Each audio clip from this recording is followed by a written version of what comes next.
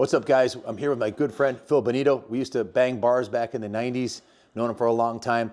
Both of us went on to be in the business, but he's back to his roots with motocross, and he started a new phenomenon called N.E.Brotocrew. And basically, it's a little less pressure. It's not the full day, and you can ride for 5 hours on the track for about $50. Am I right? Is that basically in a nutshell? Yeah, I mean the private ride days are they're on Fridays, and that's when most of the tracks are closed for time off or whatever. And from 12 to 5, you can ride unlimited, and we limit a number of people just to keep it safe. And but we're selling events out now in a matter of 4 hours. It's unbelievable. So if somebody wants to get involved, what's your website and the Instagram? So we have a Facebook page. It's a private group, so we vet everybody. And the reason for that is that with all the bike theft and things like that, we don't want it to be public. Also, we want to kind of steer it towards mostly New England riders. Create groups so that when you want to jump in your truck and you got your bike and you're by yourself, you can jump in on the page, see where everybody's riding. You want to go to NHMX or 101, or you want to go to Southwick, or open rides wherever they are, MX23, 508. I mean, there's a lot of choices, but you don't want to ride alone. And if there's something were to happen, so to speak, you got a group of people that are willing to load your stuff up, protect it for you, and make sure that you're taken care of, This is year 3 for N.E.Brotocrew now, isn't it? Yeah, it's this season is the third year. Third full year. And your schedule's on the Facebook page, and you have how many events planned so far? So this year we have 508 and MX23 joined. So we'll have 4 events that are locked in right now, and we have a potential for a 5th event. It's going to be sometime in October.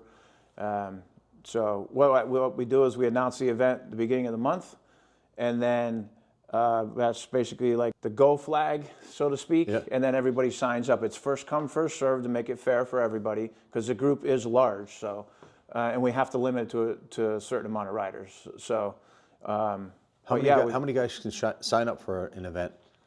We do with MX23. We'll probably run at 60 because we're going to be trying that. They joined this year to be able to donate to injured riders, so that's an awesome relationship there. Thanks to Dan. And then, so we'll do 60 there. We'll do at 508, we run at 80. 80 is a good number. We tried 100, it was a little too many, and 60 was not enough. So you get to ride on a premier New England groomed motocross track with 50 or 60 of the guys from the club, and most of the people that sign up for New England Brotocrew are in there. About 60% of them are in the 40, 50, 60 demographic. Like Phil's 50, I'm going to be 60 in the spring, and it's a less competitive environment because it's not a race. But you're at the racetrack, and it's an open track for 4 hours. So you get to go out and ride with your buddies, ride with your kids. If you want to ride 3 laps and pull off, there's no pressure. But there's that camaraderie of being at the track and hanging out all day with your buddies. Most of these tracks you can camp out overnight. I'm pretty sure. Is that right? Yeah, so some of the tracks, yeah. So, and I just talked to Keith Johnson at Southwick, the national track. He said he would love to have you guys come this year. We just had the New England Motocross Summit here about 4 or 5 weeks ago, and 200 people showed up, including a bunch of guys like Phil that are players in the industry that have vested interest in making sure that the sport of motocross goes on. It was actually hosted by Keith Johnson. Him and his dad, Rick, own the Southwick Motocross track, run the track. They do the national every year, and there's been a lot of interest in finding out why not as many people are showing up and how to make more people show up. And I think Phil really has a good formula here where you can go to the track. What time do you have to be there by? We usually do signups on the specific events, like the 4 events. We have signups that start at 9:30, 11:15 we do a riders meeting, and 12 o'clock the track opens, and it's open track from 12 to 5. So it's pretty laid back, and at 5 o'clock it's a sharp end. You could show up at 10:30 and be out by 5, right? I mean, most of the people that ride those ride days, within the first 2 hours they burn out, and the whole rest of the day they're just hanging out with their buddies under their tents and bench moto type of thing, and enjoying the camaraderie of everybody. And but one of the pluses outside of the events is that we have groups all over the place. So, people will say, oh, where are you guys hanging out? And sometimes they'll jump in and they'll come down from New Hampshire or Vermont. And we ride a lot locally at 508 and 23 just because centrally it works for all of us. Sure. We got a lot of guys out of Rhode Island, Massachusetts, Vermont, New Hampshire, some guys out of Maine. But distance-wise, it works for 508 and 23 for us. We did venture out to 101 last year. We did 207. 207 is a great track. I love 101 right by Epping Motor Speedway. Yeah, 101's pretty cool too. Yeah, if you ever get a chance to go to MX 101, it's right next to Epping Motor Speedway, so you get to ride moto all day, and then they have the drag races at night on the quarter-mile track, and it's literally like 15 minutes from the beach, from Old Orchard Beach, right? Yeah. So it's a great thing to take the family to for the weekend because you can take the kids to the beach on Friday, you ride Saturday, go to the races Saturday night, killer restaurant. So 101's awesome. One of the things that people don't know about is we also include food for 3 hours. Wow. So within that $50, 15 of the dollars goes towards a food truck, and you can eat unlimited for 3 hours. So now you don't have to worry about packing a lunch for the day. You can literally just pack your bike, pack your gear, show up at the track, and ride for the day for $50. The balance of that, 100% of it goes to the Injured Rider Fund. So, and then also we have Kylie Copa from 18 Photos. She'll show up, she'll take photos in the entire day, and then give us all access to get those photos. Cool. So that's really cool to capture the day and see the camaraderie. Yeah. That's awesome. Now, Phil's a very successful businessman who isn't doing this to make money. He's doing it for his love of the sport, and it's breathing a lot of life and getting people off the couch that normally wouldn't go to a race because of the intimidation factor and the expense and the time. You usually have to show up at 7 in the morning and stay till 7 at night. So it's a big commitment to actually do a full moto day. But you're getting the same adrenaline rush, probably more track time. If there's only 60 or 80 guys, I don't know about you, but 20-minute moto, a couple 20-minute motos, and I'm good, Yeah, well, that's 4 hours on the track, I don't think so. Not anymore. Maybe when I was 18, but yeah, that's the thing that's nice about it is you'll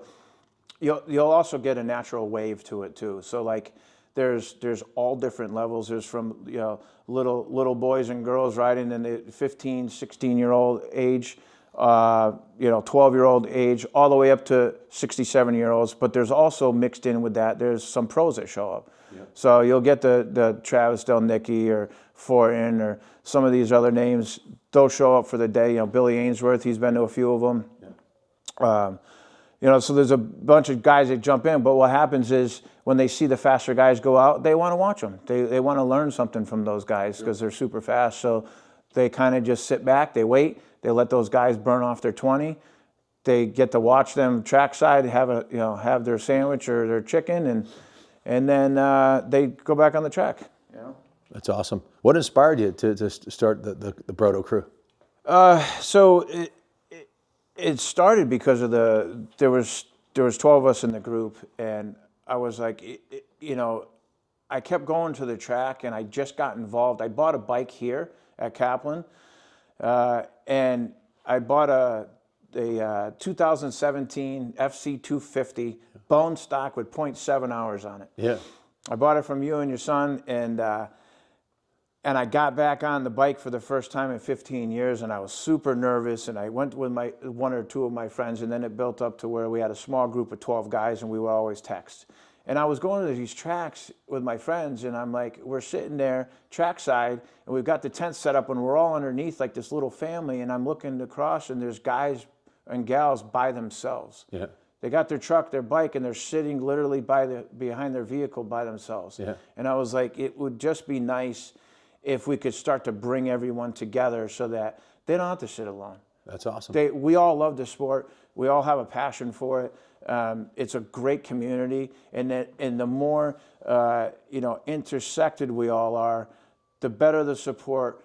Here's a perfect example. I mean, look at all the bikes. You know what I mean? New England's best deals. It goes tenfold of the benefits of keeping everybody connected. Yeah.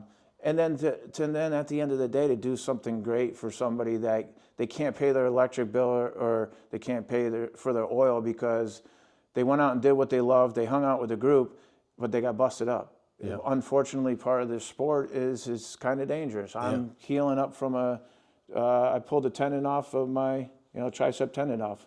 And unfortunately, I got to go back for surgery because I re-pulled 50% of it off. Oh, man. Yeah, it's just part of the sport. So it's, when you see a down rider and they're super down and out, to be able to generate some funds and give back to your own people, it's a great community. It really awesome. is. It's awesome. So what are your goals for the future with the New England Brotocrew? I think just to create a great place for the community to be able to, talk within itself, protect each other, have the passion.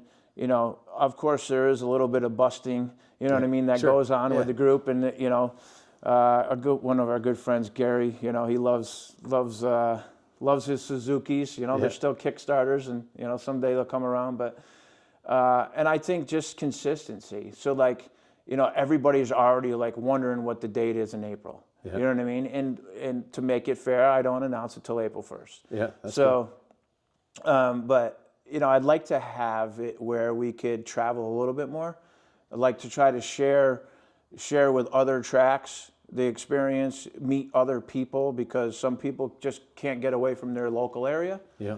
So if we can kind of move around, but if people start to advertise more in the Brotocrew about their groups of people at different areas, like if you're up at 207 and you've got your 12 or 15 guys and you join the Brotocrew, you can go on Brotocrew on a Wednesday and go, hey, there's 15 of us going to 207. If you want to come up and join us, this is where we park. Like, for example, 508, we've established Vet Row. So 508 kind of took us in.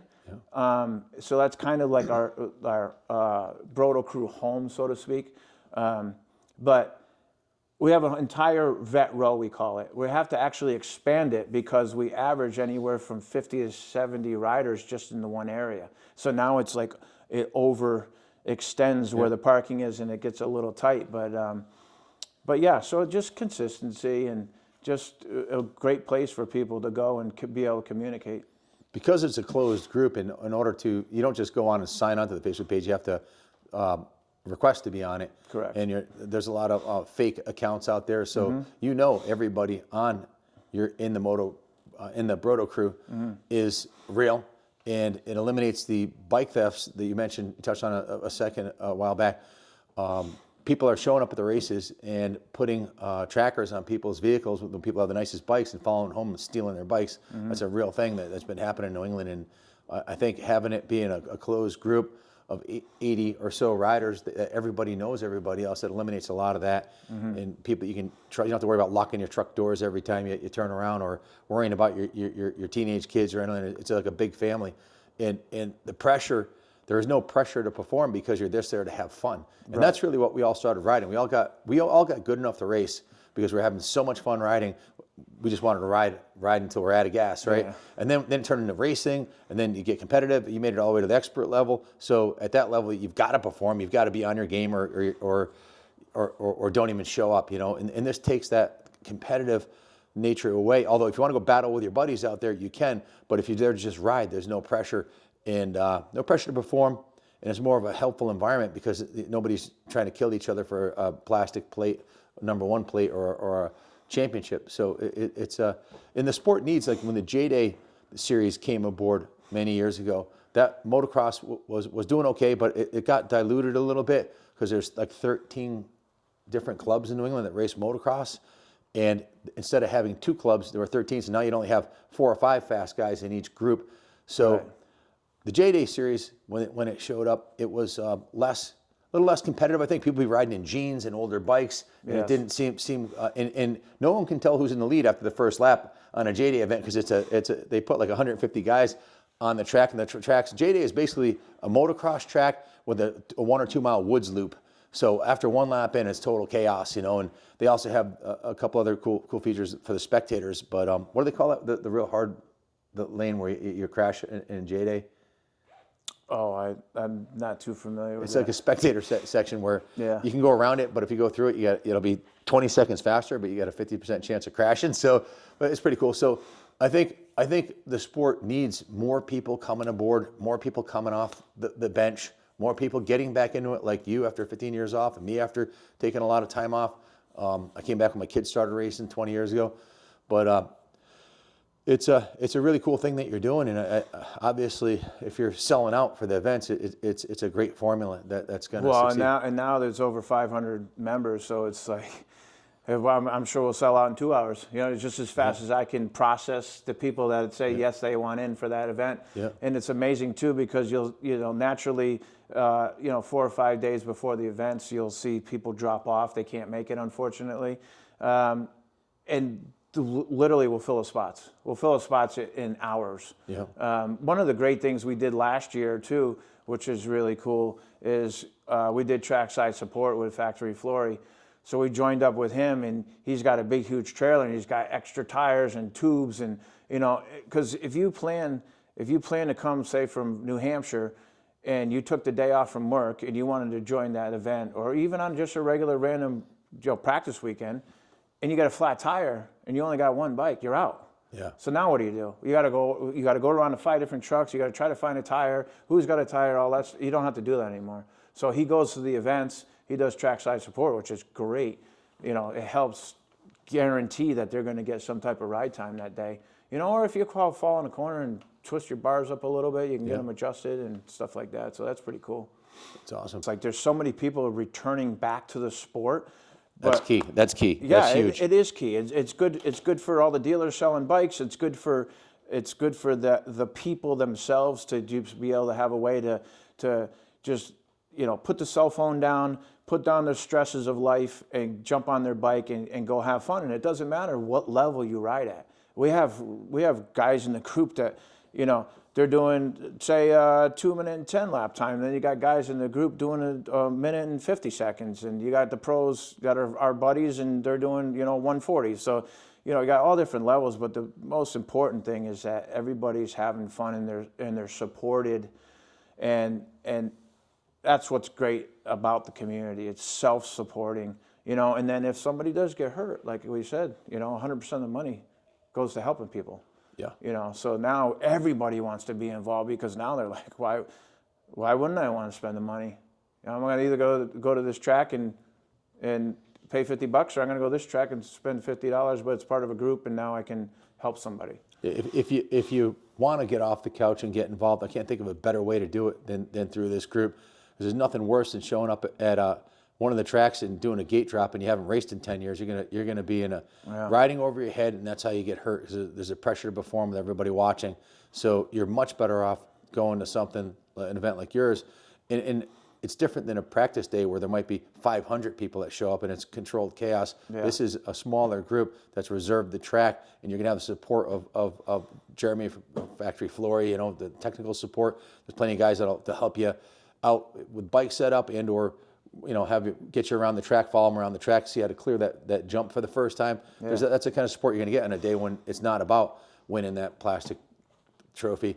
But if you're coming off the couch and you're getting it back into it, like I haven't raced in a couple of years myself, so other than the hill climbs, but it'd be a great way to go get a couple 4 hours at track days, tons of riding. You do a few of those, and maybe you're ready for a gate drop. Then maybe your confidence will be back to the point you're ready to do a gate drop. Then you go to Southwick or Central or one of the other tracks. Yeah, we got some guys that show up on these old school bikes. I mean, they're riding 85, 87, 90s.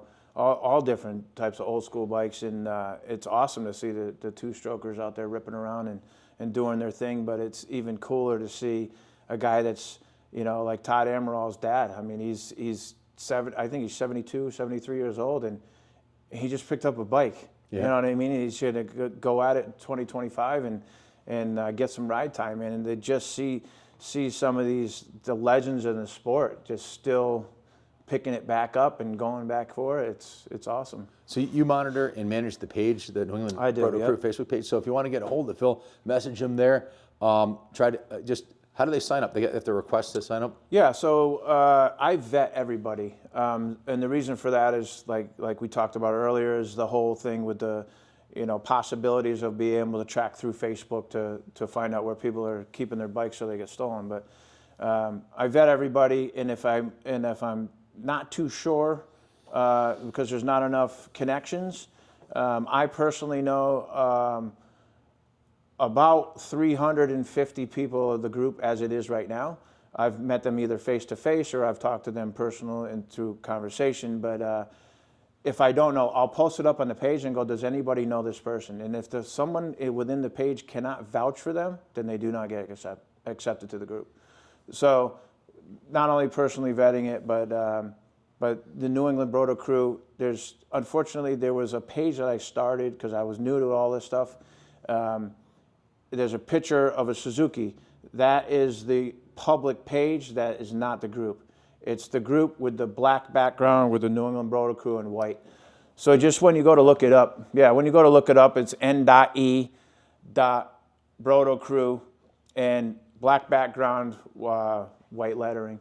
Awesome. Well, Phil, hey, thanks for coming down today, and thank you again for starting the group. Thanks, Ken. I'm excited. I want to go to the first event, hopefully, and we'll get some footage for you guys of what it's like, and maybe you'll want to get off the couch and come join it too. And maybe there'll be other startup groups throughout the country. Maybe someone down south will start one up, copycat group. So it's a great way to get a bunch of people back into the sport and staying in the sport, and that's what it's all about, the future of motocross, right? Yeah, absolutely. And thank you all for watching. Thank you. And God bless America.